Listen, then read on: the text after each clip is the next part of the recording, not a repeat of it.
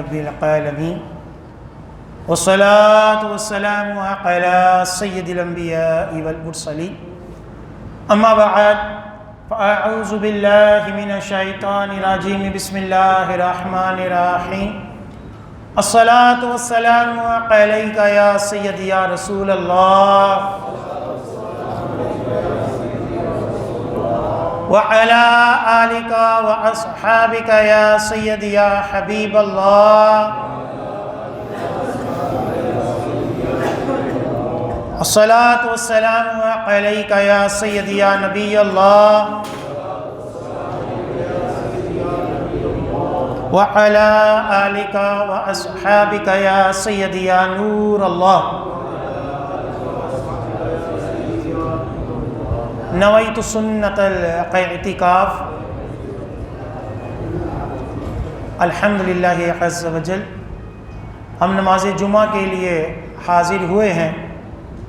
دعا ہے کہ رب تعالی ہماری اس ادنا سی حاضری کو اپنی بلند بارگاہ میں قبول و منظور فرمائے، اور جو کچھ اس جمعے میں بیان ہوگا اسے سننے کی، سمجھنے کی، اس کے اوپر عمل پیرا ہونے کی اور مجھے صحیح طرح بیان کرنے کی توفیق عطا فرمائے۔ آج اس موضوع کے اوپر میں بیان کروں گا وہ بہت اہم اور غور طلب اور اپنے آپ کو، اپنے ضمیر کو پوچھنے والا موضوع ہے۔ موضوع یہ ہے سستی شہرت عصر حاضر کا ایک فتنہ۔ موضوع ہے سستی شہرت۔ آج کے دور میں ایک بہت بڑا فتنہ ہے۔ ہم سب دیکھیں کہ کیا اس شہرت کے لیے ہم بھی تو اپنی آخرت داؤ پہ تو لگائے کہیں بیٹھے نہیں ہیں۔ اس سوشل میڈیا کے دور میں 5 قسم کے افراد ہیں جو سستی شہرت، یعنی ایک شہرت وہ ہوتی ہے کہ انسان اپنی محنت کے ساتھ عزت پائے، کوئی مرتبہ پائے، کوئی منصب پائے، لوگوں کے اندر اپنی عزت پائے۔ ایک شہرت وہ ہوتی ہے، اور ایک شہرت یہ ہوتی ہے کہ 2 نمبر طریقے کے ساتھ بندہ مشہور ہونا چاہے، 2 نمبری کر کے۔ وہ کیا ہیں؟ 5 ایسے افراد ہیں جو اسی شہرت کے لیے اپنی آخرت کو خراب کرتے ہیں۔ نمبر 1، نازیبا ویڈیو بنا کر سوشل میڈیا کے اوپر وائرل کر دینا، نمبر 1۔ نمبر 2، کسی کامیاب یا نیک ہستی کے اوپر تنقید کرنا یا اس کے اوپر اعتراضات کرنا، یہ بھی ایک طریقہ ہے۔ نمبر 3 ہے امن پسند ہونے کا ڈھونگ رچا کر، فرقہ واریت کی مذمت کر کر خود ایک نیا فرقہ لے آنا، ایک طریقہ یہ ہے۔ نمبر 4، غیر مسلموں کے ساتھ رواداری، بھائی چارگی اور اپنے مسلمانوں بالخصوص دیندار لوگوں، مساجد اور مدارس کے ساتھ بغض رکھنا، دشمنی رکھنا۔ اور نمبر 5 یہ ہے کہ یا تو خود گستاخی کرنا انبیاء علیہ السلام کی، نبی کریم صلی اللہ علیہ وسلم کی شان میں، یا ان گستاخوں کا ساتھ دینا، یا امام مہدی ہونے کا دعویٰ کر دینا، یا نبی ہونے کا دعویٰ کر دینا۔ یہ 5 کیٹیگریز ہیں جن کے اوپر ہم آج انشاءاللہ عز و جل بات کریں گے کہ شریعت اس حوالے سے کیا ہمیں سکھاتی ہے کہ ہم نے کس طرح زندگی گزارنی ہے۔ نمبر 1، آج کئی لوگ جس میں دیندار طبقہ بھی شامل ہے، داڑھیاں رکھی ہوئی ہیں، نیٹ کے اوپر ان کی ویڈیو ہیں، مذاق کر رہے ہیں، عجیب و غریب حرکتیں کر رہے ہیں، مسخریے کر رہے ہیں، ایکٹنگیں کر رہے ہیں، باحیا خاندان کی عورتیں عجیب و غریب حرکتیں کر کر اپنی ویڈیو جو ہے وہ بنا رہی ہیں۔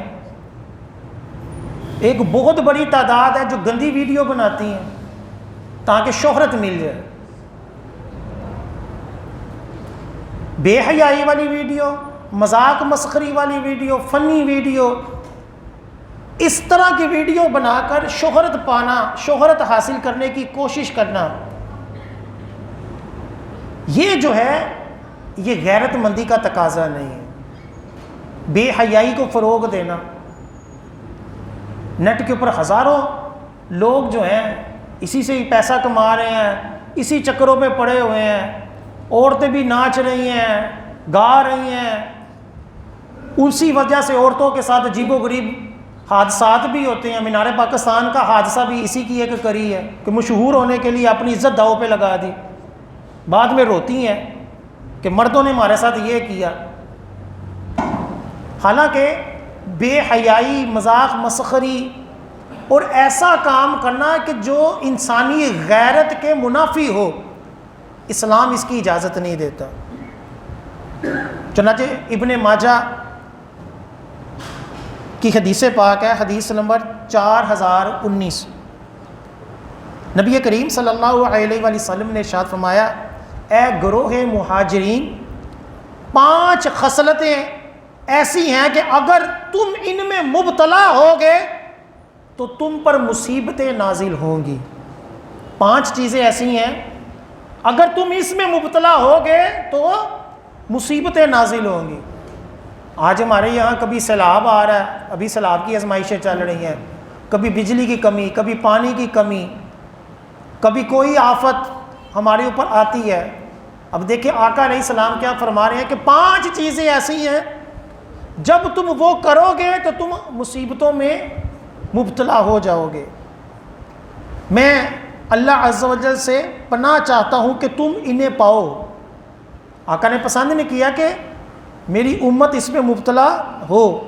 نمبر 1، جب بھی کسی قوم میں فحاشی ظاہر ہوئی اور وہ اسے اعلانیہ کرنے لگے تو ان میں ایسے امراض پھوٹ جائیں گے جو پہلے لوگوں میں نہ تھے۔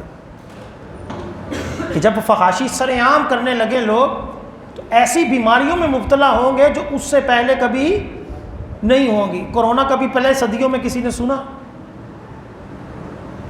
ایڈز کبھی کسی نے سنی؟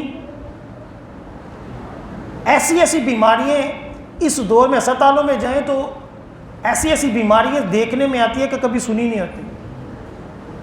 ایسی کئی لوگوں کو بیماری ہے کہ ان کی جو آنکھ کا جو پتلی ہے یہ ٹھہرتی نہیں، وہ نیچے گر جاتی ہے، آنکھ کے آگے آ جاتی، اس کے اوپر مشین لگا کر اس کو ایسے رکھا ہوا ہے کہ وہ نیچے نہ گرے۔ یہ کبھی بیماری سنی؟ ایسے ایسے امراض ہسپتالوں میں موجود ہیں، وائرس، ڈینگی وائرس اور بھی کئی طرح کے وائرس۔ آقا علیہ السلام کیا فرما رہے ہیں کہ جب بے حیائی سر عام کرنے لگے، یہ بے حیائی سر عام ہی ہے کہ بندہ اپنی ویڈیو سوشل میڈیا کے اوپر ڈال دے کہ ساری دنیا دیکھے، یہ بے حیائی ہے۔ پھر آقا علیہ السلام نے دوسرے نمبر پر فرمایا، جو لوگ ناپ تول میں کمی کرنے لگے تو ان پر قحط سالی، سخت تکلیف اور حکمرانوں کا ظلم مسلط کر دیا جائے گا۔ آج ہمارا تاجر طبقہ کا تو ہی حکمرانوں نے ٹیکس لگا دیا اور مارکیٹ میں قحط پڑ گیا، چیز ہی نہیں مل رہی۔ آقا علیہ السلام فرماتے ہیں جب ناپ تول میں کمی کرو گے تو قحط بھی پڑے گا، رزق میں تنگی بھی آئے گی اور حکمرانوں کا ظلم بھی تم کو سہنا پڑے گا۔ ووٹ ڈالنے سے، حکومتیں بدلنے سے کچھ نہیں ہوگا جب تک ہم خود نہ بدلیں اپنے آپ۔ تیسرے نمبر پر فرمایا، جن لوگوں نے اپنے اموال کی زکوٰۃ ادا کرنا چھوڑ دی ان سے آسمان سے بارش روک لی جاتی ہے۔ اگر چوپائے نہ ہوتے تو ان پر بارش نہ برستی۔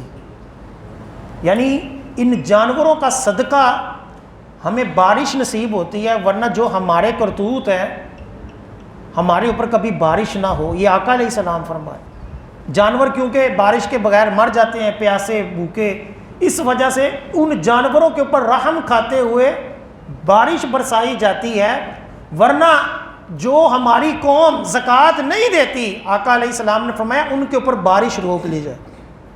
لاکھوں میں کوئی بندے ہوتے ہیں، چند ہزار جو زکاتیں دیتے، وہ بھی صحیح طریقے سے نہیں دیتے۔ چوتھے نمبر پر آقا علیہ السلام نے فرمایا جن لوگوں نے اللہ عز و جل اور اس کے رسول کا عہد توڑا تو اللہ تعالیٰ غیر مسلموں کو ان کے اوپر مسلط کر دے گا جو ان کا مال ان سے چھین لیں گے۔ اللہ عز و جل اور اس کے رسول کا عہد کیا ہے؟ شریعت کے مطابق زندگی کی۔ آج عربی، پورا عرب کیوں ذلیل و خوار ہو رہا ہے؟ کہ اللہ اور اس کے رسول کا عہد توڑ دیا، مسجدوں کو شہید کر دیا، تاریخی مقدس مقامات کو شہید کر دیا، جنت البقیع میں بلڈوزر چلا دیے، بات بات کے اوپر امت کو مشرک قرار دیا اور امت کو گمراہ کرنے کے لیے لٹریچر عام کیا، اللہ اور اس کے رسول کی شان میں گستاخیاں کی، تو انجام کیا ہوا؟ اللہ تعالیٰ نے امریکہ کو ان کے اوپر مسلط کر دیا، برطانیہ کو ان کے اوپر مسلط کر، ان کا تیل بھی کھاتے ہیں مفت میں اور سیکیورٹی کے نام پر ان کو لوٹتے بھی ہیں۔ تو آقا علیہ السلام نے کیا فرمایا؟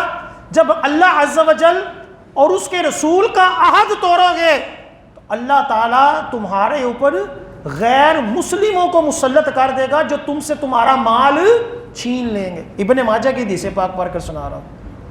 اور 5ویں نمبر پر ارشاد فرمایا جس قوم کے حکمرانوں نے اللہ عز و جل کی کتاب کے خلاف فیصلے کیے، قرآن کو چھوڑ کر انگریزوں کو راضی کرنے کے لیے فیصلے کیے، گستاخوں کو آزاد کیا،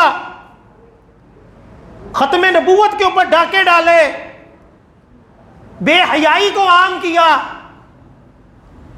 مساجد کو شہید کر کر مندر تعمیر کروائے، آقا علیہ السلام فرماتے ہیں جس قوم کے حکمرانوں نے قرآن کے خلاف فیصلے کیے اللہ تعالیٰ ان کے درمیان آپس میں جھگڑے ڈال دے گا۔ آج ہم آپس میں ہی لڑتے رہتے ہیں، وہ کہتا ہے یہ چور، وہ کہتا ہے وہ چور، ایک جلسہ نکالتا ہے دوسرا اس کے اوپر حملہ کرتا ہے، وہ اس کو مار رہے ہیں وہ اس کو مار رہے ہیں، اور نیچے قوم بھی آپس میں لڑتی ہے، دو بندے آپس میں بیٹھ گئے سیاست کی گفتگو کر لیں تو لڑائی ہو جاتی ہے۔ کئی دکانوں نے لکھ کے لگایا گا خدا کا نہ آئی ایسے سیاسی گفتگو نہ کرنا، وہ اسی وجہ سے لگاتے ہیں کہ لڑائی ہو جاتی۔ یہ لڑائی کیوں ہوتی ہے؟ یہ کیوں آپس میں لڑتے ہیں؟ اس وجہ سے لڑتے ہیں کہ آقا علیہ السلام نے فرمایا کہ قرآن کے مطابق جب فیصلے نہیں کریں گے تو آپس میں لڑتے رہیں گے۔ آج مسلمان ملک آپس میں لڑتے ہیں۔ عراق اور کویت کیوں لڑتے رہے آپس میں؟ دونوں مسلمان تھے، ایک دوسرے کا نقصان کرتے رہے، بیڑا غرق کیا ملک کا۔ اسی طرح اور بھی آپ سب کو پتہ ہے مسلمان ممالک کی آپس میں کیا کہ دشمنیاں چلتی ہیں۔ یہ سب کیا ہے؟ جب قرآن کے مطابق بندے حکمران جو ہے وہ فیصلے چھوڑ دے۔ اسی طرح المعجم الاوسط جلد نمبر 6 صفحہ نمبر 183 کی حدیث پاک، نبی کریم صلی اللہ علیہ وآلہ وسلم نے ارشاد فرمایا اللہ عز و جل اپنے غیرت مند بندوں کو پسند فرماتا ہے۔ کن کو پسند فرماتا ہے؟ غیرت مند بندوں کو پسند فرماتا ہے، کیونکہ اللہ عز و جل بھی مسلمانوں کے لیے غیرت فرماتا ہے، لہٰذا چاہیے کہ وہ بھی غیرت مند ہوں۔ اللہ تعالیٰ مسلمان کے معاملے میں غیرت چاہتا ہے۔ ایک مسلمان نے جب کلمہ پڑھ لیا اللہ تعالیٰ جو ہے وہ پسند نہیں کرتا کہ اس کو دوزخ میں ڈالے۔ ایک بوڑھا شخص جو مسلمان ہو وہ اللہ تعالیٰ کی بارگاہ میں جب ہاتھ اٹھا لے تو اللہ تعالیٰ کو حیا آتی ہے کہ اس کے ہاتھ خالی واپس پھیر دے۔ کیوں؟ کیونکہ اللہ تعالیٰ غیرت کو پسند کرتا ہے، لہٰذا ایک مسلمان کو کیا ہونا چاہیے؟ آقا علیہ السلام فرماتے ہیں کہ غیرت مند ہونا چاہیے۔ یہ بغیرتی ہوتی ہے کہ بندہ بے حیائی والی ویڈیو اپنی شہرت کے لیے چڑھا دے اور داڑھیاں رکھی ہوں، یا ہماری بیٹیوں ہماری بچیوں نے بے حیائی کے ساتھ ننگے سر گندے کپڑے پہن کر لوگوں کے سامنے اپنی ویڈیو بنائے اور ہم تماشا دیکھتے رہیں۔ سمجھانے سے بھی دور رہیں گے، نہیں کوئی گال نہیں، مانتے ہی نہیں، کوئی گال نہیں، پیسہ آنا چاہیے، شہرت آنی چاہیے. یا مذاق مسخری والی ویڈیو، کئی اچھے بھلے مولویوں کی ویڈیو ہوتی ہیں، مذاق جگتے مار رہے ہوتے ہیں اور وہ جگتوں کی وجہ سے مشہور ہو جاتے ہیں، براسی بن کر ممبروں کے اوپر بیٹھ کر لطیفے سنا کر شہرت پا لیتے ہیں، مشہور ہو جاتے ہیں. کوئی بات ہے کرنے والی کہ ایک غیرت مند مسلمان ہو کر بندہ جو ہے وہ ایک سستی شہرت کے لیے، صرف سوشل میڈیا میں مشہور ہونے کے لیے اپنا دین بھی داؤ پہ لگائے، اپنی نمازیں بھی داؤ پہ لگائے، اپنا علم بھی داؤ پہ لگائے، اپنے نام باقاعدہ رکھتے ہیں ٹچ مولوی. دیکھو جی میں ٹچ پان لگا ہوا، باقاعدہ یہ اپنے آپ کو شو کرواتا ہے کہ مجھے ٹچ مولوی کے نام سے مشہور کرواؤ. یہ غیرت مندی جو ہے اس کا ہمارے یہاں سے جنازہ نکل رہا ہے، ہمارے گھروں سے، ہمارے اندر سے. اسی طرح ایک اور حدیث پاک میں، صحیح مسلم کی حدیث پاک ہے، صفحہ نمبر 1156، نبی کریم صلی اللہ علیہ وآلہ وسلم نے ارشاد فرمایا اللہ تعالیٰ غیور ہے، غیرت والا ہے، اور مومن بھی غیرت مند ہے، اور اللہ عز و جل اس بات پر غیرت فرماتا ہے کہ مومن وہ کام کرے جسے اللہ عز و جل نے اس پر حرام کر دیا ہے. اللہ عز و جل کو اس کے اوپر کیا آتی ہے؟ غیرت آتی ہے کہ بندہ ہو کر، میرا بندہ ہو کر، مسلمان ہو کر ایسا کام کر رہا ہے کہ جو حرام ہے، غیرت کے منافی ہے. تو غیرت کے منافی کوئی بھی عمل کرنا، بے حیائی والا کام کرنا، مذاق مسخری والا کام کرنا، ایسا عمل کرنا کہ جس کو لوگ پسند نہیں کرتے، یہ صرف سوشل میڈیا کے اوپر ڈال کر مشہور ہونا، یہ سستی شہرت ہے، یہ کوئی اچھی شہرت نہیں ہے. اپنے آپ کو ذلیل کر کر چند پیسے کما لینا یہ کوئی کامیابی نہیں ہے. یہ پہلا مسئلہ تھا. دوسرے نمبر پر کسی کامیاب ہستی کے اوپر الزام تراشیاں کرنا، ان کے اوپر بہتان لگانا. ہمارے سوشل میڈیا میں مشہور ہونے کے لیے بھی چلتا ہے کہ جس مولوی کو گھر میں کوئی پوچھتا نہیں، محلے میں اس کو کوئی جانتا نہیں، وہ بند کمرے میں بیٹھ کر اپنی ویڈیو بناتا ہے. کسی نیک شخص، کسی کامیاب شخص اس کے اوپر اعتراضات شروع کر دیتا ہے، اس کے اوپر بہتان لگا دیتا ہے. اب اپنی ویڈیو وہ اس نے ڈال دی، اب لوگ جب ایک بزرگ ہستی کے بارے میں سنیں گے، لو جی وہ فلاں بندہ جو ہے وہ چور ہے، وہ بندہ پیسہ کھا رہا ہے، وہ چندے کھا رہا ہے، وہ عیاشیاں کر رہا ہے، اس کی ہیڈنگ بنا کر ویڈیو کی لوگ اس کو دیکھتے ہیں. اچھا، اب وہ آگے اس کو وائرل کرتے ہیں.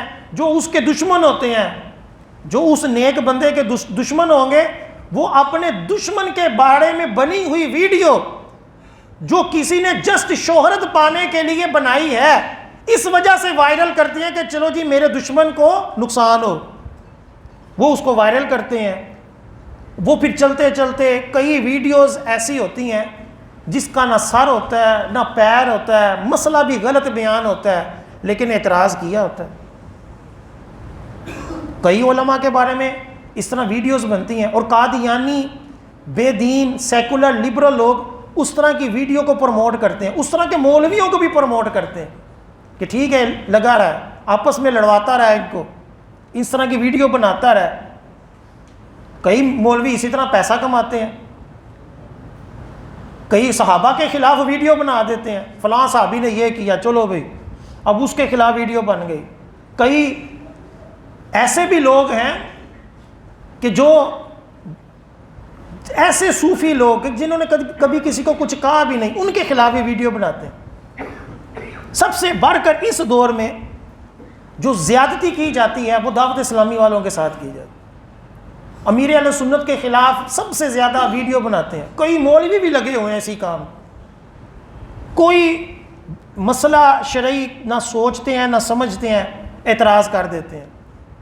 امیر اہل سنت نے پچھلے محرموں کے شروع میں ایک ان کی ویڈیو وائرل ہوئی. آپ نے امام حسین رضی اللہ تعالی عنہ کے بارے میں فرمایا کہ لوگوں میں جو مشہور ہے نا کہ وہ نماز پڑھتے ہوئے شہید ہوئے، ایسا نہیں ہے، ایسا نہیں ہے. سجدے میں شہید ہوئے، نماز پڑھتے ہوئے شہید نہ کہو، نماز انہوں نے پہلے پڑھ لی تھی. نماز پڑھتے ہوئے کیسے شہید ہو سکتے ہیں کہ جب وہ لڑ رہے تھے، جسم سے خون نکل رہا تھا، تو وضو کیسے سلامت رہے گا؟ جسم سے جب خون نکل رہا ہے تو اس حالت میں نماز کیسے پڑھ سکتے ہیں؟ یعنی ایک عقلی طور پر دلیل بھی دی، اور کتابوں میں بھی لکھا ہوا ہے کہ آپ نے ظہر کی نماز با جماعت پڑھی تھی. کتابوں سے یہ مسئلہ واضح تھا. لیکن جب یزید نے، اس کی فوجوں نے آپ کو شہید کرنا چاہا تو آپ نے اپنا سر اللہ کے حضور رکھا کہ یہ سر یزید کے آگے نہیں جھکا، یہ جھکا ہے تو صرف رب کے آگے جھکا ہے. اب یہ مسئلہ بیان کیا، لو جی یقین مانے، مولوی جڑ گئے. ایک مولوی کی دلیل سنیں، کہتے ہیں یہ بالکل غلط ہے، اللہ نے تو قرآن پاک میں آیت تطہیر نازل کی ہوئی ہے. یہ ایک مولوی نہیں، کئی مولویوں نے بطور اعتراض قرآن پاک کی یہ آیت پڑھی کہ اللہ تعالیٰ نے جو قرآن پاک میں فرمایا نا کہ اللہ تعالیٰ چاہتا ہے کہ تم کو پاک کر دے، تو وہ مولوی صاحبان یہ دلیل بنا رہے تھے کہ اہل بیت کو تو وضو کی ضرورت ہی نہیں ہوتی، ان کا تو وضو ٹوٹتا ہی نہیں. حالانکہ بالکل غلط بات ہے، آقا علیہ السلام وضو کرتے رہے ہیں. پتہ ہے کچھ نہیں، بات کا سرا نہ پیر نہ علم نہ کچھ، اعتراض کرتے ہیں اور جان بوجھ کے کرتے ہیں. کئی سیاسی اعتبار سے اعتراض کرتے ہیں. دعوت اسلامی، جی دعوت اسلامی غیر سیاسی کیوں ہے؟ اور کئی آئے دن مولوی کوئی نہ کوئی شوشہ، کوئی کراچی میں چھوڑ دیتا ہے، کوئی لاہور میں بیٹھا چھوڑ دیتا ہے، کوئی یہ طنز کرتا ہے جی 60 لاکھ مرید سی تو ناموس رسالت واسطے کی کیتا. یہ کوئی باتیں ہیں؟ یہ کوئی تراز ہے؟ ناموس رسالت کے لیے امیر اہل سنت نے کیا نہیں کیا، کیا نہیں کیا؟ عاشقان رسول پیدا کیے، لوگوں کو داڑھیاں رکھوائیں، بلکہ جن غازیوں کے اوپر یہ تترتے ہیں، شوخے ہوتے ہیں، وہ غازی بھی امیر اہل سنت نے ان کو فراہم کیے.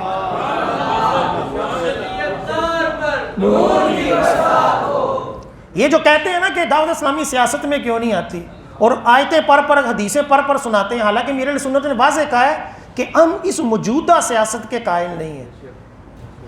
آپ میں سے کسی نے الیکشن لڑنا ہو نا، جو یہ میں دین کے مطابق، شریعت کے مطابق سیاست کروں گا، وہ جا کر نا ووٹر لسٹ نکلوا کر دکھائے کچہری سے. ایک بندے نے الیکشن لڑنا ہے تو وہ چاہتا ہے کہ میرے پاس ووٹر لسٹ ہو کہ لو جی کتنے میرے علاقے کے اندر ووٹر ہیں. بغیر رشوت دیے ووٹر لسٹ نہیں ملتی. سیاست کا یہ حال ہے، بغیر پیسہ دیے آگے کام نہیں ہوتا.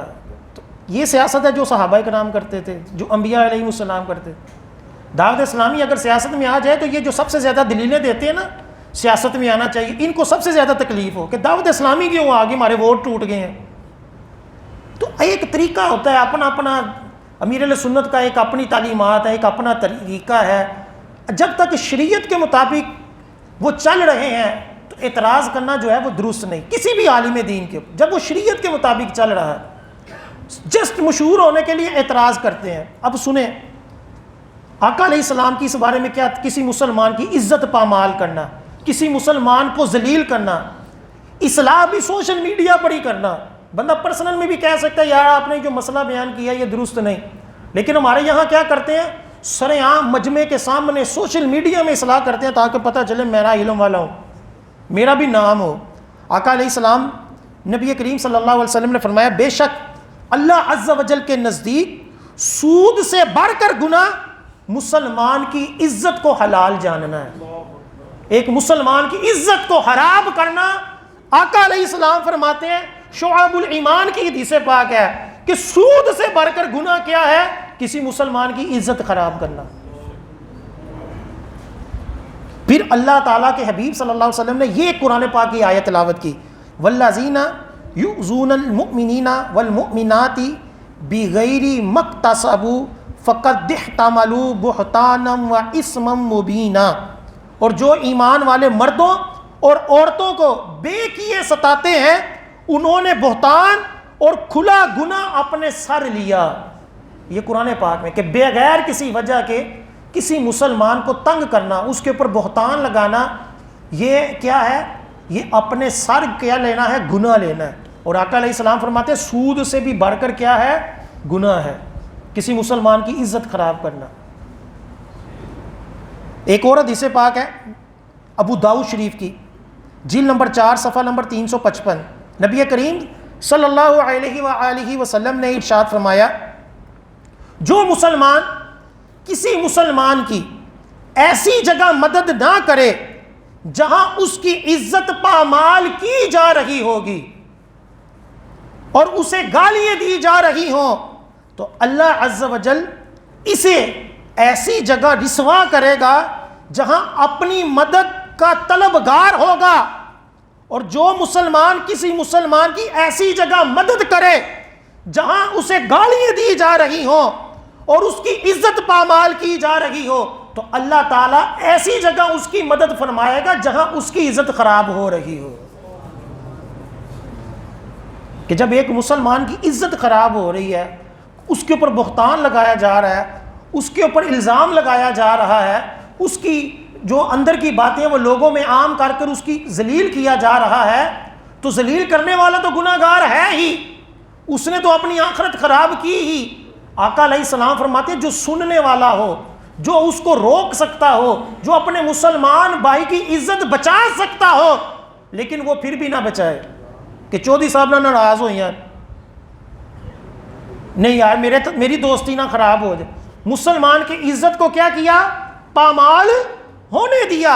آقا علیہ السلام فرماتے ہیں جب اس کی عزت خراب ہو رہی ہوگی اور یہ کوئی چاہے گا کہ کوئی میرا دفاع کرے، تو اللہ تعالیٰ کوئی بھی ایسا پیدا نہیں کرے گا جو اس کا دفاع کرے.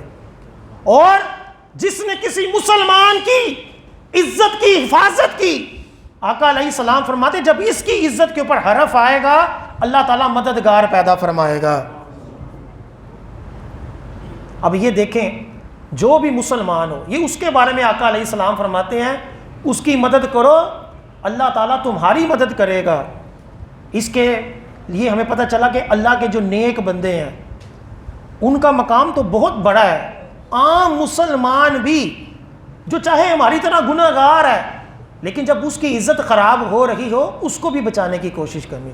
پھر جو اللہ کے نیک بندے ہیں، علماء کرام ہیں، نمازی پرہیزگار، حاجی نمازی، ان کی عزت کا مسئلہ ہو تو اور زیادہ بچانا چاہیے کہ یار نیک لوگوں کو اس طرح ذلیل کیا جائے گا تو لوگ دین سے دور ہو جائیں گے.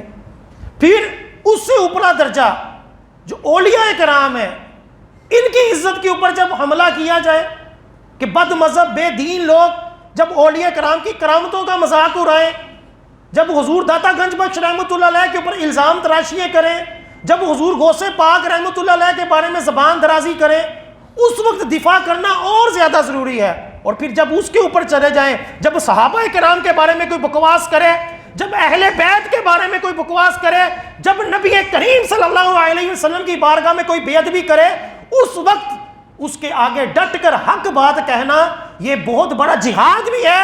اور کل زندگی میں اللہ تعالی ہماری عزت کی بھی حفاظت فرمائے گا کہ جب نیک ہستیوں کا اور شریف لوگوں کا ہم دفاع کریں، ان کی عزت کی حفاظت کریں. یقین مانیں اہل سنت کا اس اعتبار سے یہ خاصہ ہے، ہمیں خوش ہونا چاہیے کہ ہمارے اعمال چاہے جیسے بھی ہیں، نمازیں جیسی مرضی ٹوٹی پھوٹی پڑھتے ہیں، لیکن اس بات کے اوپر فخر ہونا چاہیے کہ ہم ناموس رسالت کا بھی دفاع کرتے ہیں، ہم صحابہ کا بھی دفاع کرتے ہیں، اور ہم اہل بیت کا بھی کرتے ہیں، ہم تمام اولیاء کا بھی کرتے ہیں، اور ہم ہر عاشق رسول کا بھی کرتے ہیں. انشاءاللہ اس کی اجر ہمیں قیامت والے دن ضرور ملے گا انشاءاللہ عز و جل. اسی طرح ایک اور حدیث پاک میں نبی کریم صلی اللہ علیہ وسلم نے ارشاد فرمایا جس نے اپنے مسلمان بھائی کی عزت کی حفاظت کی، اللہ عز و جل قیامت کے دن اس سے جہنم کا عذاب دور کر دے گا. مسلمان کی عزت، اولیاء کی عزت، صحابہ کی، انبیاء کی عزت کا کریں گے تو پھر کیا اجر ملے گا. یہ دوسرا پوائنٹ تھا. سستی شہرت کے لیے پہلا پوائنٹ کیا ہے؟ نازیبا ویڈیو لگانا. دوسرا کیا ہے؟ نیک ہستیاں، کامیاب ہستیوں کے اوپر تنقید کرنا. تیسرا پوائنٹ کیا ہے؟ امن پسند ہونے کا ڈھونگ رچاتے ہوئے نیا فرقہ لانا، فرقہ واریت کی مذمت کرتے ہوئے کہ لو جی کوئی فرقہ نہیں، بس مسلمان ہے، بس مسلمان ہے، اور آہستہ آہستہ آہستہ اپنا نظریات، اپنا فرقہ جو ہے اس کو لانچ کرنا. یہ اس طرح کے کئی فرقے اس دور میں بن گئے. اہل سنت کو اوپر تنقیدیں کر کر سنیوں کے لوگوں کو گھیر کر اب کئی مسلمانوں کا یہ عقیدہ ہو گیا کہ کوئی حضرت امیر معاویہ کے خلاف بکواس کرتا ہے، کوئی حضرت امام حسین کے خلاف بکواس کرتا ہے، کوئی یزید کو رحمۃ اللہ علیہ کہہ رہا ہے، کوئی جو ہے وہ نیٹ کے اوپر بیٹھ کر ویڈیو بناتا ہے اور اس میں لوگوں کو رعایتی فتوے دیتا ہے. کوئی بات نہیں جی، یہ بھی جائز ہے، وہ بھی جائز ہے، یہ بھی جائز ہے، یہ بھی عقیدہ درست ہے، یہ عقیدہ بھی درست ہے. قادیانوں کے حق میں نرم فتوے دیے جاتے ہیں. ایسے مولوی بھی ہیں، سنیوں کو مشرک کہتے ہیں اور قادیانیوں کو کہتے ہیں جی ہم کسی کو کافر نہیں کہہ سکتے. کافر کہنے کا اختیار تو ہمارے پاس ہے ہی نہیں، یعنی جو مرضی عقیدہ اپناؤ، کوئی کسی کو کافر نہ کہے، چاہے اس کا جتنا مرضی گندا عقیدہ ہو، چاہے جتنی مرضی وہ گستاخیاں کرے، اس کو کافر نہ. ایسے بھی مولوی نیٹ کے اوپر موجود ہے. حدیث پاک ہے کنز العمال کی، دیکھیں کیسے حدیث پاک آقا علیہ السلام نے فرمائی. جلد نمبر 11 صفحہ نمبر 69. آقا علیہ السلام نے فرمایا میں اپنی امت پر دو باتوں کا خوف کرتا ہوں، دو باتوں کا خوف کرتا ہوں. نمبر 1 وسعت اور شہوت کی اتباع. اپنے نفس کی شہوت کی اتباع کریں گے اور جو وسعت ہوگی، جو آسانی ہوگی اس کی طرف لپکیں گے کہ ٹھیک ہے یہ بھی لے لو، ٹھیک ہے جائز ہے، اچھا مولوی صاحب ہے بھی جائز ہے. یہ بھی نہیں پتہ کرنا کہ یہ مولوی بھی ہے یا نہیں. طلاقوں کے مسئلے میں، حلال و حرام کے مسئلے میں اسی طرح ہی چلتا ہے. مطلب کا فتویٰ لیا جہاں سے بھی مل گیا، جس مرضی فرقے سے ملا بس پڑھ لو. شہوت کی اتباع. اور دوسرا فرمایا نماز اور قرآن کو چھوڑیں گے، نماز اور قرآن کو چھوڑیں گے. منافق قرآن سیکھ کر اہل علم کے ساتھ جھگڑا کرے گا. بے دین لوگ قرآن کو ہلکا پھلکا سا ترجمے کے ساتھ پڑھ کر اہل علم حضرات کے اوپر لڑیں گے، تنقیدیں کریں گے. کوئی ایسے مولوی موجودہ دور میں، جی حضور داتا گنج بخش نے کیا کام کیا، جی کوئی کتاب تو لکھی نہیں. جی حضور غوث پاک نے کیا کام کیا، کوئی کام نہیں کیا، ہمیں بس کرامتیں ہی کر دے رہے ہیں. یہ اعتراضات کرتے ہیں. یہ امام ابو حنیفہ نے کی کیتا جی بس 19 حدیثاں یاد سی جی انہوں نے. یعنی بزرگ ہستیاں جنہوں نے دین کی خدمت کی، لوگوں کے ظاہر اور باطن کو صاف کیا، لوگوں کو شریعت کے مطابق چلایا، لوگوں کو ایمان دیا، اللہ تعالیٰ کے دین کو عام کیا، اس کے بارے میں کہتے ہیں جی انہوں نے کون سی کتابیں لکھی ہیں، جی انہوں نے کون سی یونیورسٹی بنائی، انہوں نے کون سے سکول بنائے. یہ ان کا معیار ہے، تنقید ہے. تو آقا علیہ السلام نے فرمایا مجھے اس چیز سے اپنی امت سے ڈر ہے. ایک تو قرآن و حدیث کو چھوڑ کر شہوت کے پیچھے جائیں گے، اپنی مرضی کے پیچھے جائیں گے، جو بات اپنے دل کو اچھی لگے گی اس کی اتباع کریں گے، قرآن حدیث کی بات نہیں مانیں گے. اور دوسرا منافق شخص قرآن سیکھ کر، گمراہ شخص قرآن کا ترجمہ تھوڑا بہت پڑھ کر اہل علم کے اوپر تنقیدیں کرے گا.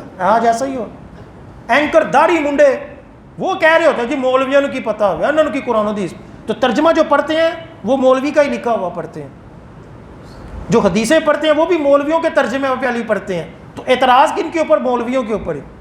خود نہ قرآن سمجھنے کی توفیق ہے، نہ حدیثیں پڑھنے کی توفیق ہے. ترجمے والے قرآن، ترجمے والی حدیثیں تھوڑی بہت پڑھ کر تو بزرگ ہستیوں کے اوپر تنقیدیں کرتے ہیں. آقا علیہ السلام نے پہلے سے ہی کہا مجھے ایسے لوگوں سے خوف ہے.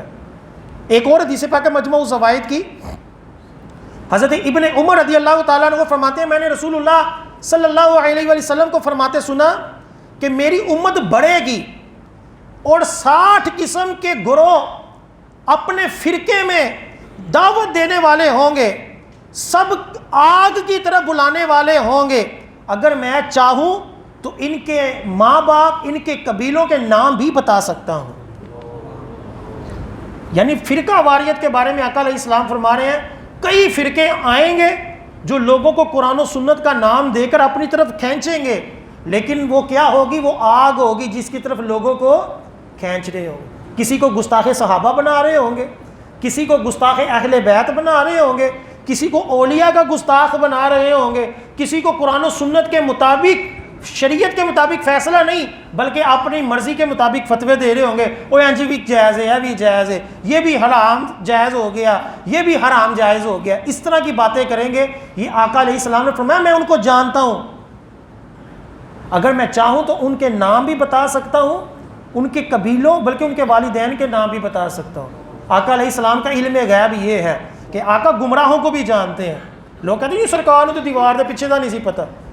آقا علیہ السلام قیامت تک جو فرقے آئیں گے، گمراہ فرقے جو آگ کی طرف بلانے والے ہوں گے، آقا علیہ السلام فرماتے ہیں میں ان سب کو جانتا ہوں، اگر چاہوں تو آج تمہیں ان کے نام بتا دوں، لیکن آقا علیہ السلام نے کیوں نہیں بتایا؟ تاکہ ہم خود سمجھیں کہ حق کیا ہے اور باطل کیا ہے۔ یہ تیسرا نمبر تھا کہ فرقہ واریت کی مذمت کر کر سوشل میڈیا کے اوپر مشہور ہونا۔ نمبر 4، سستی شہرت کے لیے غیر مسلموں کے ساتھ رواداری کرنا اور دیندار لوگوں سے، مساجد سے، مدارس سے دشمنی رکھنا۔ کافروں کے لیے مندر بنا کر دے رہے ہیں، نصابوں کے اندر چینجنگیں کر دی، جی غیر مسلموں کے تہواروں میں جانا چاہیے، ان کو مبارکباد دینی چاہیے، ان کے ساتھ ہولی بھی منا لو، کرسمس بھی منا لو، سارا کچھ کر لو، اور جب مسلمانوں کی باری ہے اے مسجد بھی ٹھا دیو، سڑک کی چاندی ہے چلو جی ٹھاؤ، ٹھیک ہے، یہ مدرسہ جو ہے چلو جی بند کر دیو۔ کہ دینداروں کے خلاف، مسلمانوں کے خلاف دشمنی اور کافروں کو راضی کرنے کے لیے کیا ہے؟ دوستی ہیں۔ اللہ تعالیٰ قرآن پاک میں ارشاد فرماتا ہے یا ایھا الذین آمنوا لا تتخذوا اليہود والنصارى اولیاء، اے مسلمانوں اور کافروں کو اپنا دوست نہ بناؤ، بعضهم اولیاء بعض، اور یہ آپس میں ایک دوسرے کے کافر دوست ہیں، تمہارے کبھی دوست نہیں ہو سکتے۔ لیکن آقا علیہ السلام، اللہ تعالیٰ کیا فرماتے ہیں وَمَن يَتَوَلَّهُ مِنكُمْ فَإِنَّهُ مِنْهُمْ، لیکن جو ان سے دوستی کرے گا وہ انہی میں سے ہوگا۔ جو کافروں کے ساتھ دوستی کرے، ان کی چاپلوسیاں کرے، ان کے ساتھ رواداریوں والے جو ہے وہ تعلقات رکھے اور اپنے مسلمانوں کو رگڑے، کافر مر جائے تو اس کے لیے افسوس چل رہے ہیں، اور مسلمان بے درزی سے شہید ہو جائیں اس کی پرواہی کوئی نہیں۔ کافر کا بچہ مر جائے تو سیکولر لبرل آنٹیاں جو ہیں وہ اینکیں پہن کر بینر اٹھا کر روڈوں کے اوپر آ جاتی ہیں، جی ظلم ہو گیا ظلم ہو گیا، لیکن جب مسلمان شہید ہو جائیں اس کے بارے میں کوئی نہیں نکلتا۔ دنیا میں جہاں مرضی مسلمانوں کے اوپر ظلم و ستم ہو اس وقت سیکولر لبرل لوگوں کو موت پڑ جاتی ہے۔ تو یہ بھی شہرت کے بھوکے ہوتے ہیں کہ وہ کام کرتے ہیں کہ جس میں سوشل میڈیا میں انگریز ہمیں دیکھ کر ہم سے مطمئن ہو کہ یار یہ ہمارے کام کا بندہ ہے، اس کو جو ہے وہ پیسہ دو، اس کو سیاست میں لاؤ۔ یہ بھی سستی شہرت کا ایک طریقہ ہوتا ہے کہ بندہ سوشل میڈیا کے اوپر بیٹھ کر کافروں کے تو حقوق بیان کرے، کافروں کے ساتھ تعلقات کی بات کرے، لیکن اپنے مسلمانوں کے خلاف زہر اگلے، اپنے مسلمان مولویوں کے خلاف تنقید کرے، مدرسوں کے اوپر تنقید کرے، مدرسے کو جہالت کی فیکٹریاں کہے۔ یہ بھی طریقہ کار ہوتا ہے شہرت پانے کا، اور وہ بھی گندی شہرت پانے کا۔ نمبر 5، سستی شہرت کے لیے انبیاء علیہ السلام کی شان میں گستاخی کرنا، یا نبی ہونے کا دعویٰ کر دینا، یا مہدی ہونے کا دعویٰ کرنا۔ یہ بھی فتنہ عام ہے۔ جس کافر انگریز نے، بت پرست نے مشہور ہونا ہوتا ہے، وہ نبی کریم صلی اللہ علیہ وسلم کی شان میں گستاخی کرتا ہے، چاہے وہ فرانس کا صدر ہو، چاہے کسی دوسرے ملک کا، ہندوستان کا کوئی فرد ہو، چاہے کوئی اور ملک کا ہو، مشہور ہونے کے لیے آقا علیہ السلام کی شان میں گستاخیاں کرتے ہیں تاکہ مشہور بھی ہوں، سیاسی طور پر بھی کافر ہمیں سپورٹ کرے۔ یہ ایک طریقہ واردات ہے مشہور ہونے کا، سستی شہرت کا۔ کئی لوگوں نے جب اپنی ویب سائٹ مشہور کرنی ہو کہ لوگ اس کی طرف زیادہ آئیں تو وہ ویب سائٹ کے اندر گستاخیاں کرتے ہیں تاکہ لوگ اس کی ویب سائٹ کو زیادہ دیکھیں، اور ہم بے وقوفی یہ کرتے ہیں اتنی ہی ان کی چیزوں کو دیکھتے ہیں اور مسلمانوں میں اس کو وائرل کرتے ہیں۔ وہ تو چاہتا ہی ہے کہ میری چیز مشہور ہو، وائرل ہو، میں لوگوں کے سامنے مقبول پاؤں۔ تو ایسی چیز جس میں کسی بزرگ ہستی، کسی نبی کی شان میں گستاخی ہو، اس کو وائرل نہیں کرنا، اس کو دیکھنا بھی نہیں چاہیے، تاکہ وہ جو چاہتا ہے اس کی وہ خواہش پوری نہ ہو۔ یہ ایک طریقہ ہے. اسی طرح کئی بیٹھے بیٹھے بند کمرے میں کہہ دیتے جی میں امام مہدی ہوں، میں امام مہدی، میں دعویٰ کرتا ہوں. کئی اس دور میں نبوت کے دعوے کر رہے ہیں، نیٹ کے اوپر ان کے دعوے پڑے ہوئے ہیں، آج بھی دعوے کر رہے ہیں مشہور ہونے کے لیے، لو جی میں بھی نبی ہوں، تاکہ لوگ اس کو گالیاں نکالیں، کوئی اس کو لائک کرے گا، کوئی کچھ کرے گا. اور قادیانی جو ہوتے ہیں وہ اس طرح کے لوگوں کو پروموٹ کرتے ہیں، پیسہ لگاتے ہیں، باقاعدہ مولوی خرید لیتے ہیں اس طرح کے کاموں کے لیے. اسی طرح ہمارے یہاں کئی اینکر، کئی سیاستدان جو ہوتے ہیں وہ گستاخ رسول کو پروموٹ کرتے ہیں، اس کی حفاظت کرتے ہیں، اس کے ساتھ تصویریں اترواتے ہیں، دیکھو جی میں چھڑوایا، میں کیتا، میں اپنا باہر کے ملک والوں کو کہتے ہیں جی دیکھو جی میں نے کتنا کارنامہ کیا، اس گستاخ کو میں نے آزادی دلوا دی ہے. ٹھیک ہے، یہ سارا کچھ ہوتا ہے. یہ کس کے لیے ہوتا ہے؟ یہ شہرت کے لیے ہوتا ہے. اور اس کو کہتے ہیں سستی شہرت، بغیرتی والی شہرت، کہ جس میں اپنی بندہ آخرت کو داؤ پہ لگا لے. سب سے پہلے یہ بھی یاد رکھیں امام مہدی جو ہوں گے اس کے بارے میں حدیثوں میں پورا ایک مواد موجود ہے کہ وہ کس کی اولاد ہوں گے، کہاں پیدا ہوں گے، ان کے باپ کا نام کیا ہوگا. اور وہ ابھی دور امام مہدی والا ابھی بہت دور ہے. اعلیٰ حضرت نے ابن عربی رحمۃ اللہ علیہ کی جو اصول ہیں ان کی روشنی میں فرمایا ہے کہ 1900 ہجری میں امام مہدی کا ظہور ہوگا. ایک زن کے طور پر بتایا. کتنا؟ 1900. اور فرمایا 1857 ہجری تک، 1857 ہجری تک، 1837 ہجری تک کوئی بھی اسلامی حکومت باقی نہیں رہے گی. 1837 ہجری تک جب کوئی بھی اسلامی حکومت نہیں رہے گی، ہر طرف کفر کا دور دورہ ہوگا. اس وقت 1900 ہجری میں امام مہدی تشریف لائیں گے. ابھی کتنا چل رہا ہے؟ 1444. ابھی کئی سال باقی ہیں. ہمارے یہاں کئی اہمی مولوی بیٹھے بیٹھے کہہ دیتے جی امام مہدی کے ساتھ جو سپورٹ کرے گی وہ پاک فوج ہوگی.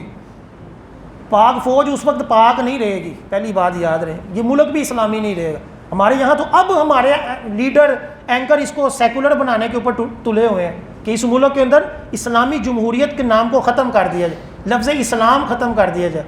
کئی مسلمان ممالک میں اسلام کا نام نہیں استعمال کیا. بنگلہ دیش مسلمان ملک ہے نا لیکن سیکولر ہے، اپنے آپ کو مسلمان شو نہیں کرواتا، سیکولر شو کرواتا. ترکی بھی پہلے اپنے آپ کو سیکولر شو کرواتے تھے، مسلمان نہیں شو کرواتے.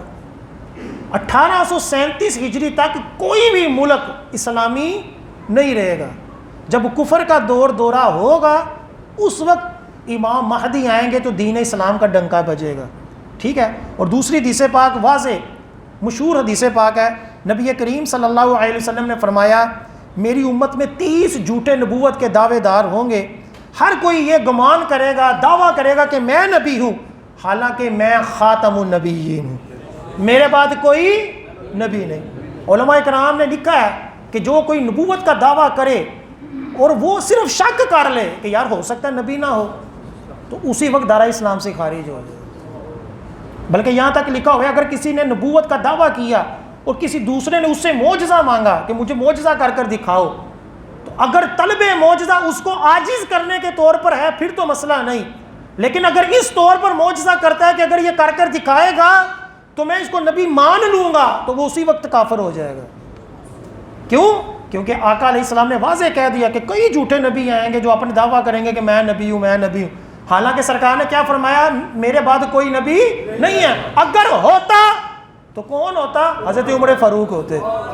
اللہ تعالیٰ ہمیں ان سستی شہرت والے لوگوں سے جو اپنی شہرت کے لیے میڈیا کے اوپر بے حیائیاں کرتے ہیں، نیک ہستیوں کے اوپر تنقیدیں کرتے ہیں، بے دینی والا لٹریچر عام کرتے ہیں، ویڈیو بناتے ہیں، ناموس رسالت کے اوپر حملے کرتے ہیں، یا ان لوگوں کو سپورٹ کرتے ہیں، یا کافروں کے بارے میں ہمدردیاں رکھ کر اس طرح کی ویڈیو بنا کر شہرت چاہتے ہیں. اللہ تعالیٰ ایسی سستی شہرت سے ہمیں، ہماری نسلوں کو بھی محفوظ رکھے، ہمیں ہر دم عاشق رسول بنائے. آمین ثم آمین. ابھی اذان ہوگی، اس کے بعد آپ سنتے پائیں.